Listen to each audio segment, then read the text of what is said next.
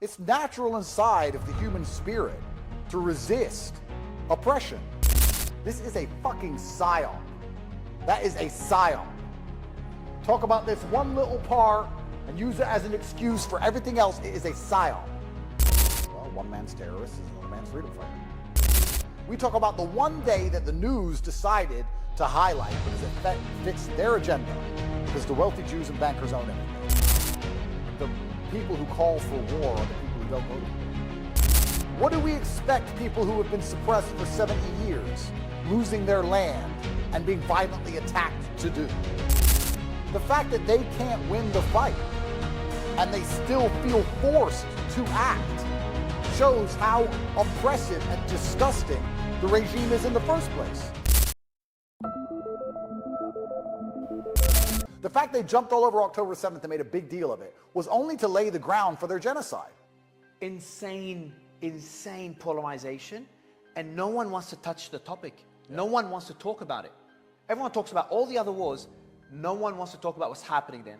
You went all fucking in that topic. Yeah, I went all in. And I mean, the conversation around the Izrael Gaza war is kind of interesting to me because people have all these they try and have detailed conversations and breakdowns of the history, and they talk about the laws and the times that the countries were formed, and we can do all of those things, and I understand why that's important. But the fact that you can see children being blown to pieces and not think that that should stop is remarkable. It didn't start on October 7th, it started 50 years before that.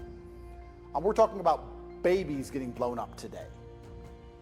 But these people are too emotionally involved to understand that. And yeah, I had big arguments with Jordan Peterson and Piers Morgan and Ben Shapiro after October 7th because they're on the wrong side of history.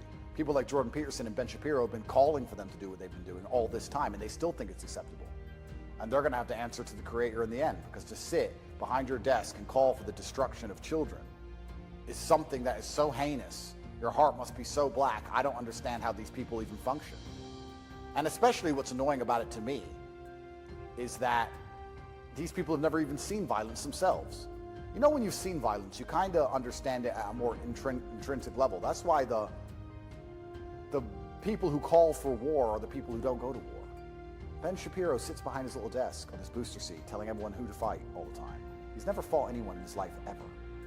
He's a pussy. He won't even have a boxing match. He's a bitch, and he's talking about who should get shot in the head.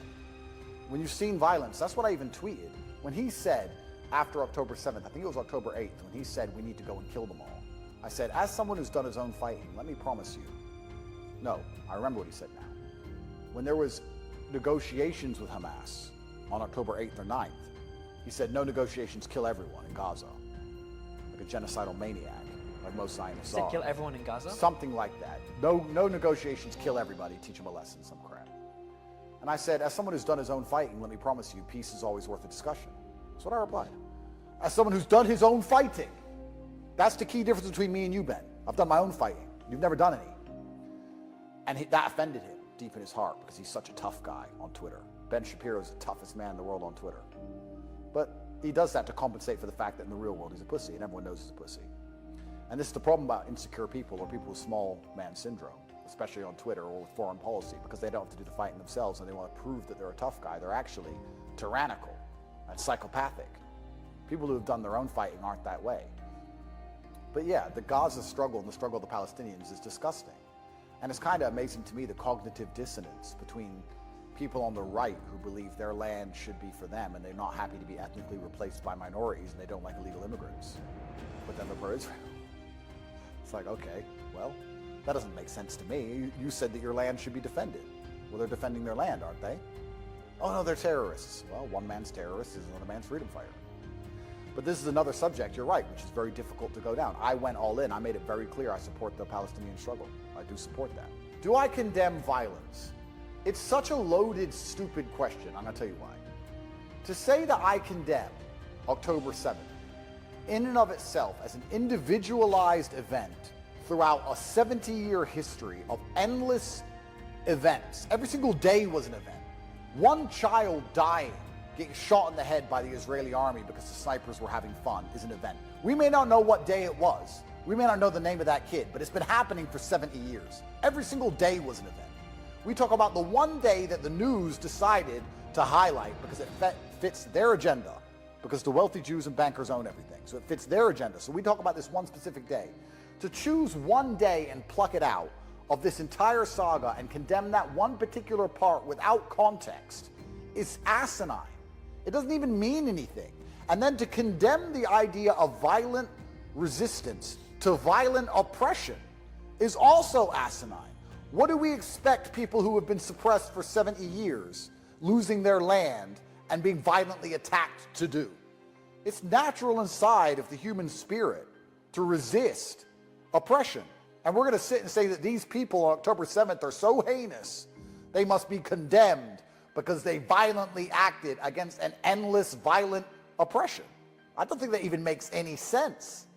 That's illogical.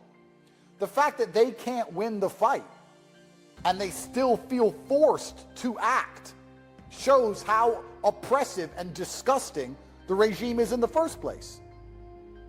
If a small little girl attacks a full-grown big man, something big must be going on because she can't win that fight. So why is she even doing it?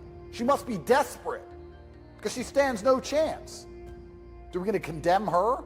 Or are we going to ask why she felt the need to attack that man in the first place? Maybe he's been sexually abusing her for years. But no, let's forget the sexual abuse. Let's forget the fact he beats her mother. Let's forget all that. And let's condemn this 6-year-old because she scratched the big man. Let's condemn. And then the big man's repercussion, which is completely disproportionate and disgusting. Let's pretend that that's acceptable because of this one day that we're all condemning. This is a fucking psyop. That is a psyop. Talk about this one little part and use it as an excuse for everything else. It is a psyop.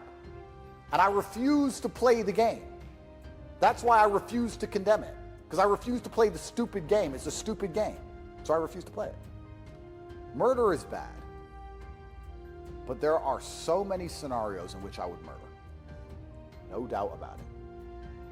So to sit and say that they did a bad thing without context is illogical. I know because murder is bad, but I would kill. No doubt about it in my mind. And there's a whole bunch of scenarios in which I'd kill. So for me to sit and say, I condemn killing without any context doesn't make sense. That's what they've tried to do. The general consensus of the PSYOP was to try and get everybody to condemn what Hamas did on October 7th, to try and explain away the genocide which took place afterwards. And it worked for a while, but the genocide's gone on for over a year now. So it didn't work with me at the beginning. The way they came after October 7th, the way the media started talking about how October 7th is the worst thing that's ever happened, I knew that the repercussions for that day were going to be disproportionate. I knew it. By the way they were setting it up in the media, or they wouldn't have mentioned it at all. There's been violence in Gaza and Israel for the last 70 years. They barely talk about it, they don't care. The fact they jumped all over October 7th and made a big deal of it was only to lay the ground for their genocide. That was clear.